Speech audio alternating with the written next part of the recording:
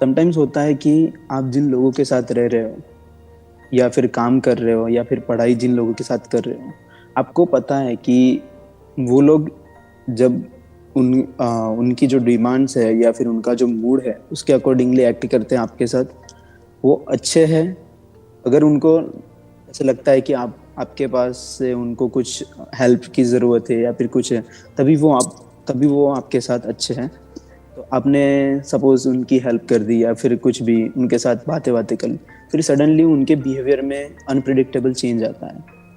तो दिमाग इतना सेंसिटिव हो जाता है उस टाइम पे कि आप जॉब कर रहे हो या पढ़ाई कर रहे हो, उस टाइम पे भी आप उनके बारे में ही सोच रहे हो, चाहे वो रिलेटिव्स हो, फ्रेंड्स हो। अभी आपने जो बात करी कि भाई आपके कोई फ्रेंड्स हैं या कलीग्स हैं, राइट?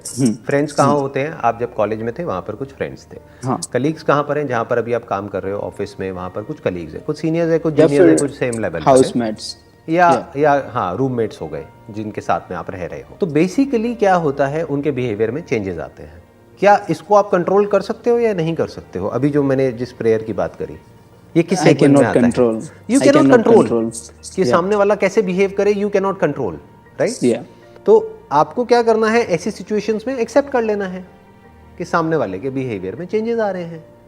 दोस्तियां बनती हैं, मिट जाती हैं, यही तो लाइफ है। रिलेशनशिप्स बनती हैं, मिट जाती हैं, कुछ है जो पहले से अच्छी हो जाती है टाइम के साथ साथ, कुछ है जो बुरी हो जाती है, कुछ है जो न्यूट्रल मोड में आ जाती है। ये सब अनप्रेडिक्टेबल है। तो ये प्रेयर जो है, इसको ध्यान से समझो आप। ये प्रेयर क्या कहती है कि God grant me the serenity to accept the things I can not change, कि जिसको मैं नहीं बदल सकता उसको मैं एक्सेप्ट कर पाऊं।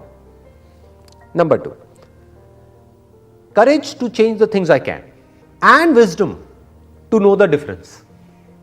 यही तो लोगों को नहीं पता है। जिसको नहीं बदल सकते उसको बदलना चाहते हैं, जिसको बदल सकते हैं उसको बदलते नहीं है। इन दोनों के बीच के फर्क को अगर आप समझ पाते हो लाइफ में, तो बहुत आगे जाओगे। लाइफ में एक बैलेंस क्रिएट हो जाएगा। इसी को एक बैलेंस लाइफ बोलते हैं। ये कुछ चीजें हैं जो हमारे कंट्रोल से बाहर है, तो उसको एक्सेप्ट कर लिया। फॉर एग्जाम्पल, कोई पर्सन है, मान लो उसका एक्सीडेंट हुआ और एक हाथ कट गया, तो अब कट गया ना, अब उसके बारे में क्या सोचते रहना है बैठे बैठे? जो हाथ बचा हुआ है उसके बारे में सोचो ना। That is my weakest point, sir. If something happens to me, I keep thinking. ये सिर्फ आपके साथ नहीं है। Don't say that this is my weakest point, this is the weakest point of the mind. और माइंड आपका या मेरा नहीं होता है, माइंड होता है। ये सिर्फ आपके साथ नहीं होता है, ये सबके साथ होता है। इस गलत फहमी में मत रहना कि ये प्रॉब्लम सिर्फ आपको है। ये प्रॉब्लम सबको है। हम होते कहीं हैं, होना कहीं और चाहते हैं। यही तो है आपकी प्रॉब्लम। इंडिया में था तब मैं सोच रहा था कि कनाडा में जाऊंगा। Exactly. मैं आ चुका हूँ, तब मैं जा रहा हूँ। तो अब इंडिया की याद आती है। फाइनेंशियली स्टेबल कब हो जाऊं, और जब हो जाऊंगा यहाँ पे परमानेंट रेसिडेंट हो जाऊंगा, as soon as I get that I'll go to India. तो अब बेसिकली आपको क्या समझना है, जो लाइफ में जो समझना है ना, इस प्रेयर को जो मैंने अभी आपको कहा, सेरेनिटी, अब करोगे ये जो मैंने अभी कहा है आपको, या फिर बस सुन करके? क्योंकि अभी आपने क्या कहा था, आपका क्वेश्चन शुरू यहाँ से हुआ था कि मैं सुनता तो हूँ बहुत सारी चीजें, लेकिन इंप्लीमेंट नहीं कर पाता हूँ। अब जो मैं आपको बता रहा हूँ उसमें इंप्लीमेंट करने में कुछ भी नहीं है। बाएं हाथ का खेल है, ये तो दायां हो गया, बाएं हाथ का खेल है। ठीक है ना? हाँ, तो बहुत ही आसान है। कुछ नहीं करना है, एक प्रिंट आउट निकालना है और उसको कहीं पे चिपका देना है, और डेली उस प्रेयर को पढ़ना है। बस इतना ही तो चाहिए। और क्या चाहिए जिंदगी में? और क्या चाहिए? पूरी जिंदगी का जो एसेंस है वो इस प्रेयर के अंदर समअप हो गया है एक तरीके से, कि जो चीजें आप नहीं बदल सकते उसको आप एक्सेप्ट कर लो, और जो बदल सकते हो उसको बदलने में अपनी पूरी ताकत झोंक दो, पूरी जान लगा दो। जो आपके कंट्रोल में है वहां पर अपना पूरा फोकस लगा दो, जो आपके कंट्रोल में नहीं है वहां से पूरा फोकस हटा दो। तो यही तो चाहिए लाइफ में, और क्या चाहिए? और इन दोनों के बीच के फर्क को आप समझ पाओ, इन दोनों के बीच के फर्क को समझ पाओ, ये इसको अंडरस्टैंडिंग बोलते हैं।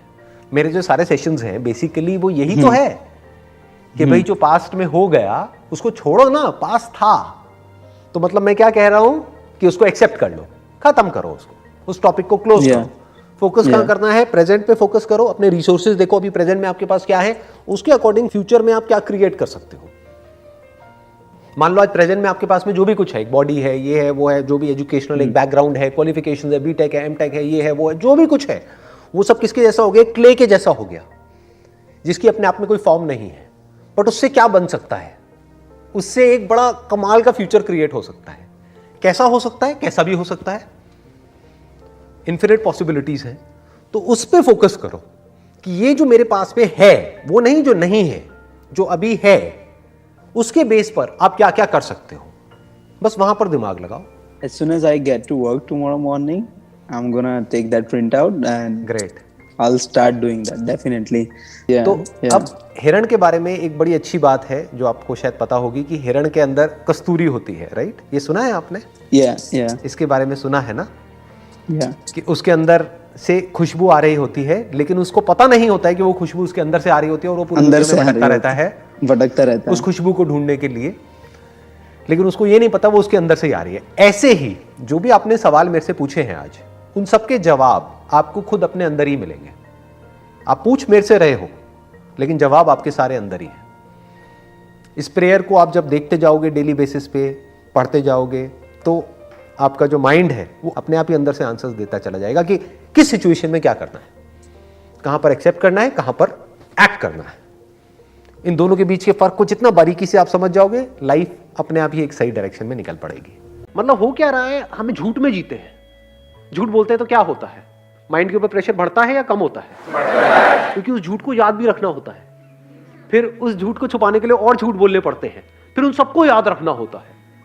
और सोचो अगर हमारी पूरी लाइफ ही ऐसी हो जाए, झूठी लाइफ, है कुछ और अपने आप को कुछ और दिखा रहे हैं, तो हर जगह पर एक प्रेशर नहीं बिल्ड होने लग जाएगा।